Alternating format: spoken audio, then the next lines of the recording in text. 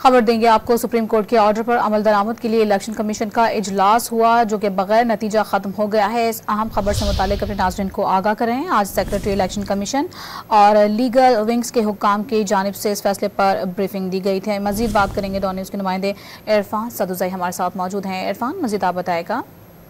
जी, election commission में आज इंतहाई अहम इजलास हुआ। सुप्रीम कोर्ट ने जो फैसला दिया था 12 जुलाई को, उसके हवाले से अमल दरामद के लिए इलेक्शन कमीशन को अहकाम दिए थे। चूंकि इलेक्शन कमीशन ने पहले ही पाकिस्तान तहरीक इंसाफ से जो इंतखाबी निशान है वो भी वापस लिया, और उसके बाद जो मखसूस नशिस्तों का मामला था वो भी इनका यही मौकफ था कि उनको नहीं दी जा सकती, क्योंकि ये अपने पार्टी सिंबल के ऊपर इलेक्शन नहीं लड़े और ना इन्होंने मखसूस नशिस्तों के हवाले से कोई तरजीह फहरिस्तें जमा करवाई हैं।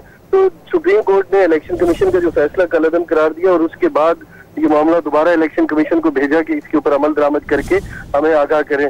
तो इलेक्शन कमीशन ने आज इंतहाई अहम इजलास तलब किया था, जिसमें चीफ इलेक्शन कमिश्नर जो थे वो वीडियो लिंक के जरिए लाहौर से शरीक थे, जबकि बाकी मेंबरान इस्लामाबाद में मौजूद थे। सेक्रेटरी इलेक्शन कमीशन थे, इसके अलावा जो इनका लॉ विंग है उसके नुमाइंदे मौजूद थे। तो आज तफसीली ब्रीफिंग दी गई और गौर व गौर किया गया, और आज का जो इजलास है वो बगैर किसी नतीजे के खत्म हुआ, और ये तय हुआ है कि इजलास कल दोबारा होगा। कल दोबारा इजलास होगा। इरफान, अपडेट करते शुक्रिया आपका।